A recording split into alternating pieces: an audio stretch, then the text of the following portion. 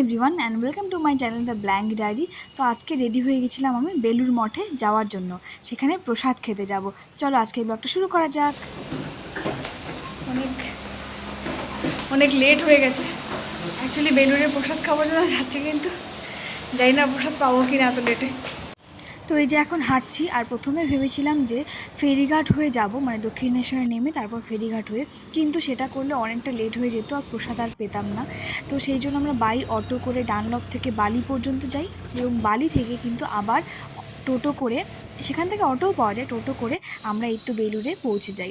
একদম বেলুড়ের গেটের সামনে পৌঁছে যাই সেখানে। আর এই পরিবেশটা এত ভালো ছিল, সামনটা নেমেই যেন মনটা স্নিগ্ধ হয়ে গেল। এত শান্ত পরিবেশ, এত ভালো লাগছিল যে সত্যি বলার মতো নয়। রাস্তার দুপাশে সবুজ, আর কলকাতার মধ্যে এরকম শান্ত পরিবেশ পাওয়া সত্যি সত্যি বেলুড় সেই জন্য আমার খুব প্রিয় জায়গা।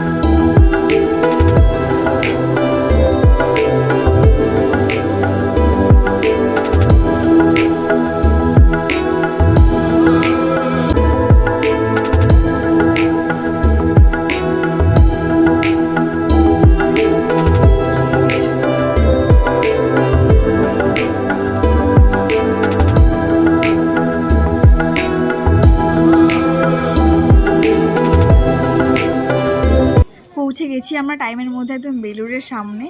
আর 11টার মধ্যে কিন্তু তোমাকে কুপন কালেক্ট করতে হবে, নয়তো তুমি আর প্রসাদ পাবে না। তো 11টা থেকে 11:30টার মধ্যে তোমাকে কুপনটা কিন্তু কালেক্ট করে নিতেই হবে। আর 11টা থেকে প্রসাদ দেওয়া চালু হয়ে যায় একদম। তো এখন আমরা বেলুড় মঠের এই মেইন মন্দিরটার পাশ দিক দিয়ে যাচ্ছি কুপন কালেক্ট করতে।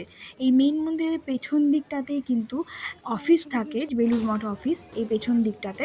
এইখানে যে স্ট্রেট যেটা দেখতে পাচ্ছ সেটাই হচ্ছে অফিস। এখানে গিয়ে দেখো আমি কুপন কালেক্ট করে জাস্ট এলাম। তোমরা যতটুকু টাকা পারো সেইটুকু টাকা দিয়ে তোমরা কুপনটা কিনতে পারো। আর কুপনের সাথে কিন্তু এরকম প্রসাদও আমি পেয়ে গেছিলাম।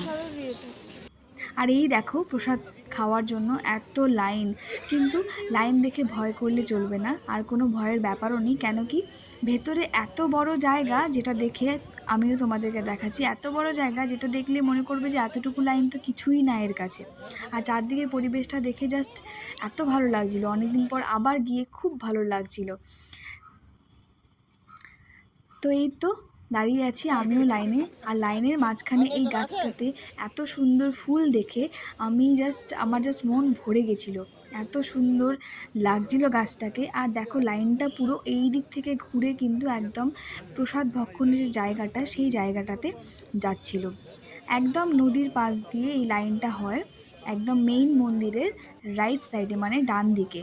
আর এখন আমরা যাচ্ছি হেঁটে হেঁটে এই যে ওয়ে টু প্রসাদ হল, মানে যেখানে প্রসাদটা খাওয়াবে সেইখানটাতে। অনেকটাই হাঁটতে হয়। প্রথমে এখানে কিছু হাত ধোবার জায়গা আছে, অনেকগুলো সারি সারি কল লাগানো আছে, কোনো প্রশ্নই আসে না ভিড়ের। তো এখান থেকে হাতটা ধুয়ে তারপরে আমরা চলে যাচ্ছিলাম এই হেঁটে হেঁটে সেই মেইন হলটার দিকে। অনেকটাই হাঁটতে হয়। তো ভেতরে কিছুটা যেতে যেতে এইরকম চারিদিকে ছিল পরিবেশটা, হাঁটতে বেশ ভালোই লাগছিল, কিছুই খারাপ লাগছিল না। যেতে যেতে দেখো এই দিকটাতে একটা সুন্দর গাছ দিয়ে বানানো কয়েকটা হাতি ছিল, যেগুলো দেখতে খুব সুন্দর লাগছিল।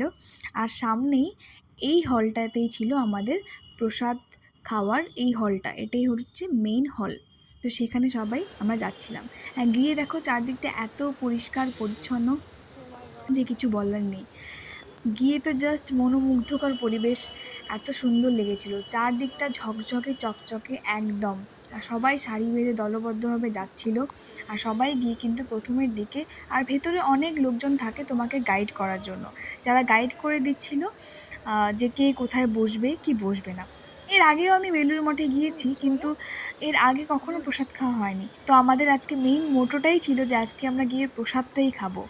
তো আজকে আমার লেটও হয়ে গেছিলো আর আমরা ঘুরতেও পারিনি। তো এই যে বসে পড়েছি প্রসাদের দিকে, থালাগুলো দেখেই বোঝা যাচ্ছে যে সত্যি কতটা পরিষ্কার আর পরিচ্ছন্ন।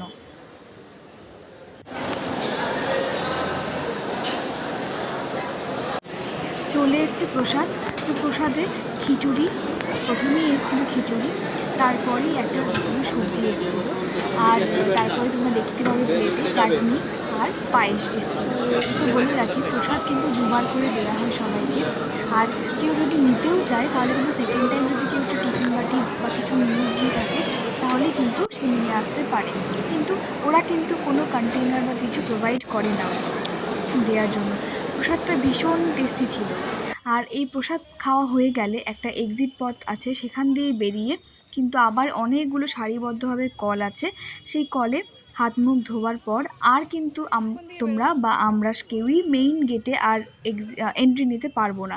কেন কি তখন মন্দিরের টাইমটা কিন্তু একদম ক্লোজ হয়ে যায়, মানে 11:30টায় মন্দির বন্ধ হয়ে যায়, আবার বিকেলের দিকে খোলে। তো সেই জন্য কিন্তু মেইন মন্দিরে আর যাওয়া যায় না। তো আজকের ব্লগটা এতটুকুই। ভালো লাগলে প্লিজ চ্যানেলটাকে সাবস্ক্রাইব করে দিও, ভালো লাগলে প্লিজ সাপোর্ট করো, সাথে থেকো, ভিডিওগুলোকে লাইক করে দিও, সুন্দর সুন্দর কমেন্ট তোমরা করতে থাকো। আর এই যে আজকে বেলুড় মঠের ভিডিওটা এতটুকুই। তো চলো এখনকার মতো টাটা বাই বাই। সবাই সুস্থ থেকো, ভালো থেকো, ভালো হবে, সবাই থেকো। চলো টাটা বাই বাই।